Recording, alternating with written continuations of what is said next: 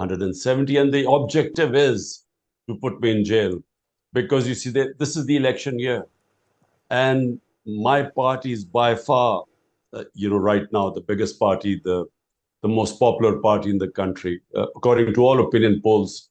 In the by-elections, we won 30 out of 37 by-elections. So the establishment has decided that whatever happens, I should not be coming back into power because they were the ones who removed me. There are 170 cases so far, and I'm heading towards my first double century. And these are in the last few months because at the age of 70, I never had one criminal case. And in just a few months, I've certainly going to go to jail. I mean, I am mentally prepared because, 170 cases and they're increasing by the day. So all they have to do is cancel bail in one of the cases. And then, of course, they've got military courts now. It's going on really to ensure that I'm disqualified or in prison.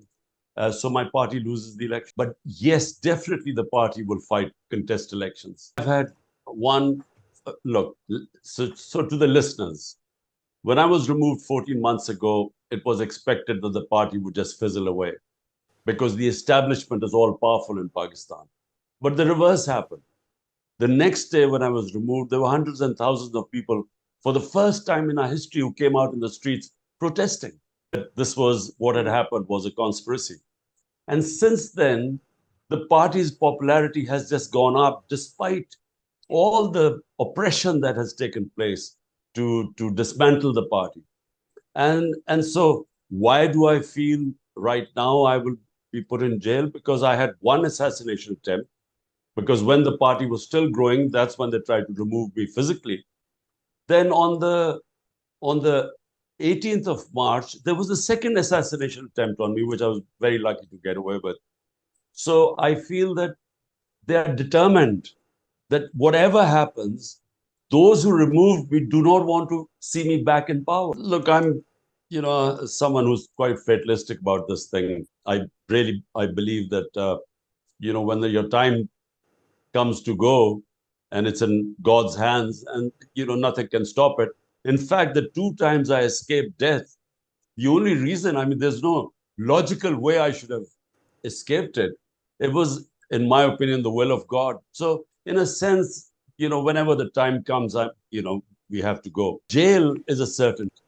And jail is a certainty because they feel it, that if I'm inside and not campaigning, then my party will not win elections. Although 10,000 of my workers are in jail as I speak.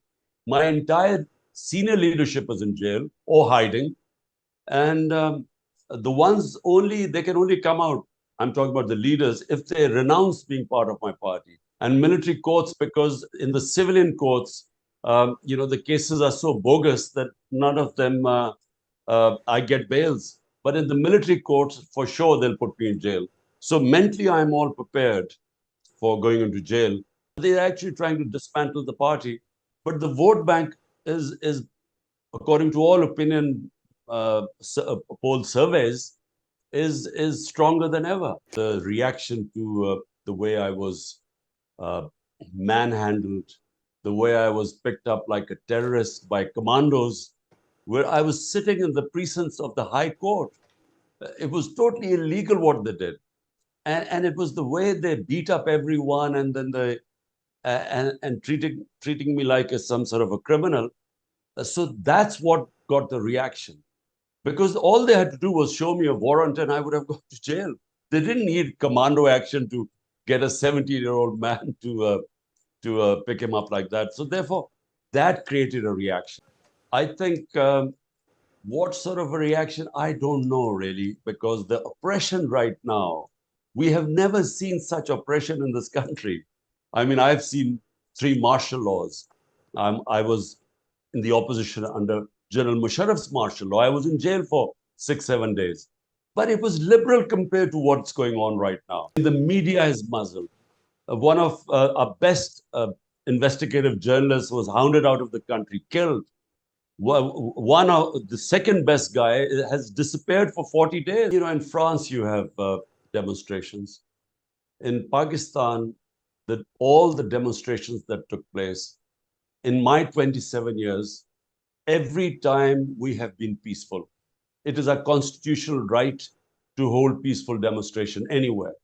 Now, unfortunately, since I have been out of power 14 months ago, the peaceful demonstrations have been attacked by police. We have all the evidence. I mean, given a chance, we will be able to prove in a court of law, which we haven't been allowed to have a chance, that we were all the time peaceful demonstrators were attacked. On 9th of May, 25 of peaceful demonstrations were shot dead. 50 got bullet wounds. If And you know, so all I'm saying is, and none of the police was harmed. They were unarmed people.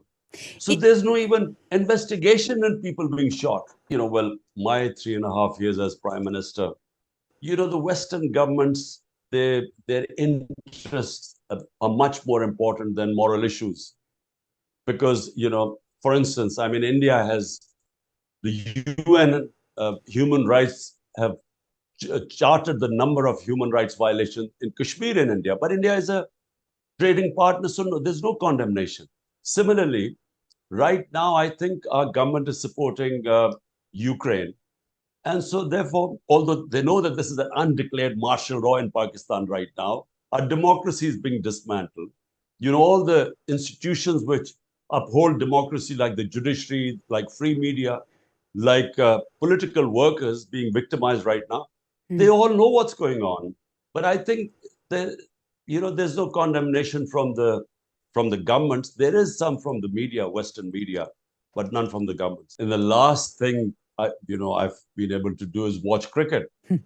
Forget about Ashes. Even my own country, I have time to watch, because what I've gone through in the last 14 months, I mean, everything else before in my life, like cricket, has become, trivial.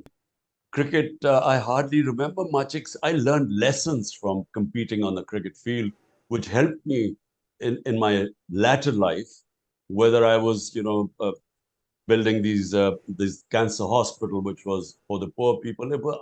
If I hadn't taken the highs and lows of sports and understood how to take the bad times, I would not have succeeded there, and certainly not in politics, because I was in the political wilderness for about 14 years of my life.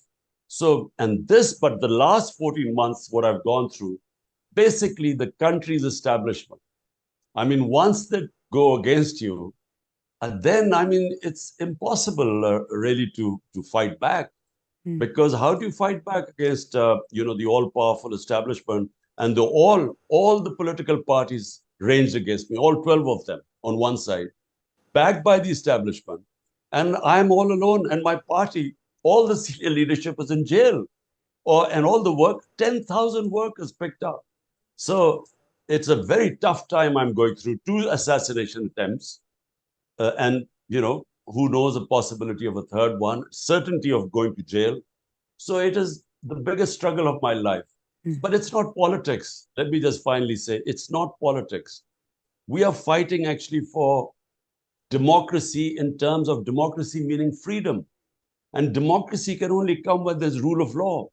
When you have the powerful in a country above law, as it is the case in Pakistan, I'm afraid the country has no future.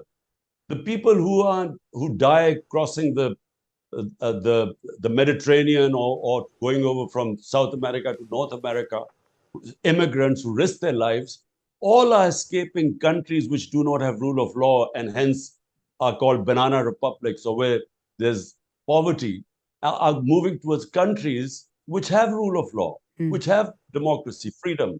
So this is what we're fighting for in Pakistan. I started my movement 27 years ago, movement for justice. It was for movement for rule of law.